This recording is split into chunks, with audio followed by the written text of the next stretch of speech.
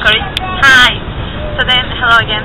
Now I'm the flight from Kuala Lumpur to Koh San, India, and I'm already feeling a little bit tired, but anyway I'm okay. Anyway, I'm just almost getting off, and that will be a really great day. So, good luck for me.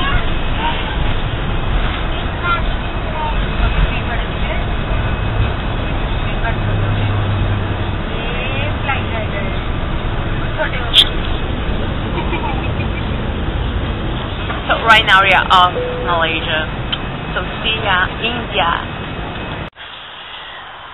How you can see, that is the international airport of Coxsar.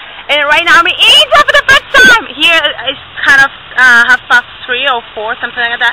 But in Malaysia it's like 6 o'clock, so we travel around 3 hours. And then the taxi, we're going to the domestic airport and then try to get to Koh today. I hope so. Yeah. Ei, mãe do céu, olha só. De manhã eu pensei que tava porcaria aqui, não deu. Tem vaca, é uma loucura, gente. Eu não sei se eu amo muito ou odeio muito a Índia. A gente ainda tá aqui. Mas no primeiro dia estamos pra ver. Olha essa doideira aqui, meu Deus. Vou desligar que eu vou já morrer. Vou morrer, meu Deus, beijo. Quase caindo essa parada aqui. Tá caindo aqui. Gente, agora a gente tá em cima dessa bicicleta com uma carruagem com um trocinho em cima. Uma bicicleta carroça, sabe? Igual legal. E daí o cara tá aqui, coitado, tendo que pedalar com o meu peso, tá? Tem uns aqui, sabe como é que é?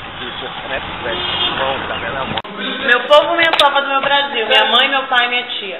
Olha só. Não, vai cair. Pera aí, deixa eu fazer logo. Isso aqui com vocês estão duas fitas, né? Só que aqui na versão da Índia, olha só, já é meu amarelo, meu verde. Pimentão, Tony! Credo! Olha só, na Índia tudo é diferente, né? Isso aqui é o quê?